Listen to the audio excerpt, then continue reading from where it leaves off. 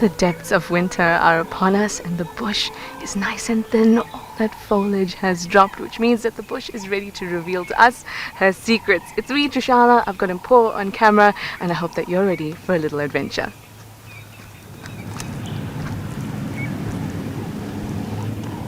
The early morning is a great time to figure out what's been happening overnight, and I'm particularly interested in what's been happening with the hyenas. And hyena tracking, it's not for the faint-hearted. In fact, it's very, very difficult. So here we found some hyena tracks, which is fantastic because it gives us a little bit of direction, except it doesn't. So here we have some tracks. Nice hyena tracks going down this way. You can see the pad, 2 lobes, and then the 4 toes that look kind of squished. And you can see it's going all the way down, which is fantastic because that's the direction that the hyena dens are in. And then we look over on the other side of the road, and we have more tracks heading in the opposite direction, this way. Here you can again see the double-lobed pad there and the 4 toes. So now I'm left scratching my head. But hey, I'm gonna try out the old hyena dens and see what happens. Hello Tree, I was just wondering if maybe you know anything about where the hyenas are. I'm trying to get information, but I know that they're usually down that way, but I don't know, have you heard anything?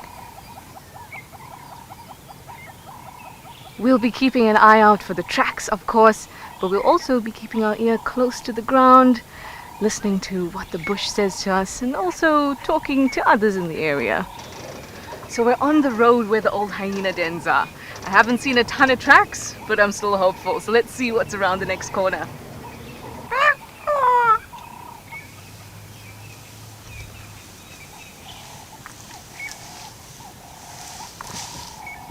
So we've made our way through this area where we see all the hyena dens, and we've passed 1, 2, and this is the 3rd one. This is probably the most active one of all 3, at least most recently. And as you can see, I am out of the vehicle, which means that there is no evidence of hyena activity here whatsoever. But obviously we're not going to get too close because they could use it in the future. So we're keeping a nice distance, but we also get to show you a little closer what it looks like. So the hyena den was a bust, but on our way out we found these leopard tracks. So we're going to follow them and see where it takes us.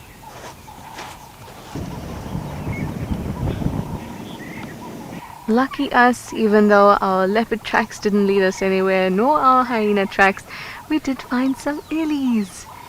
And this beautiful cow has a tiny little calf next to her. Hopefully it'll come out from behind that bush and we'll be able to see it. Now, even though we're just seeing their bums as they move further into the drainage, we're in a fantastic spot and we're going to keep on moving towards Treehouse Dam because it's really close. And if we're very lucky, we'll get them having a drink, maybe a little bit of a swim.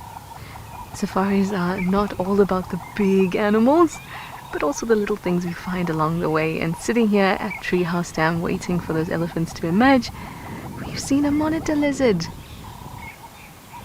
He's doing much the same as me today, collecting all the sun to get nice and warm. Now this looks like quite a big individual. We're not very close, but I'm looking at the thickness of the head and the neck, and it looks pretty substantial. Here they come. This is just the first one. It's a breeding herd that was on that side of the dam wall. So there's definitely more that are going to make their way. This one's feeling a little nervous. I was about to say anxious, but I can't judge elephant anxiety.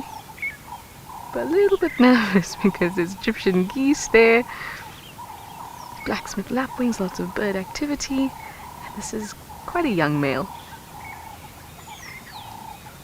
Easily spooked. Where's the rest of your family? Call them down.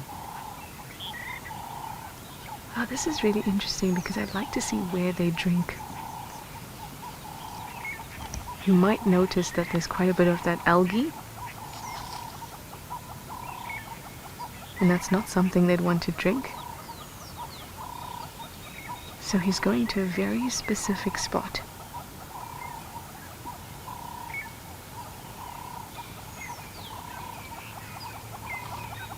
But I think once the rest of the family comes through, some of the big cows come through, they might be able to direct him a little better, and might actually bring him all the way to the other side, because that algal bloom is concentrated over on that end near the dam wall. He's now gotten a little irritated with the Egyptian geese and the blacksmith lapwings, getting a bit frustrated, I think. Everyone else in the herd is taking so long to make their way to the dam.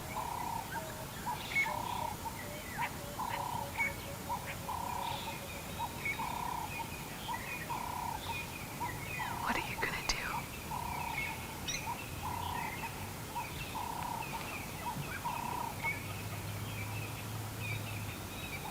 Oh. Not sure which one of the Egyptian geese are irritating it more. Decisions. They finally made their way across the dam wall. I'm so glad we stayed and waited, because this is one of my favorite things, just to sit and listen to the sounds of elephants drinking. Oh, that little calf is losing its mind. Having so much fun slipping on that mud. It's just joy.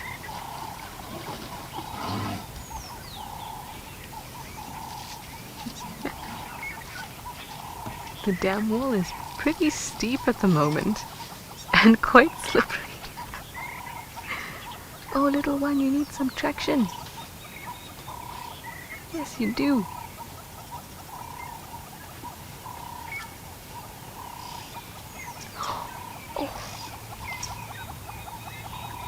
Shame his tires are spinning. Oh, you precious thing. Don't tumble down.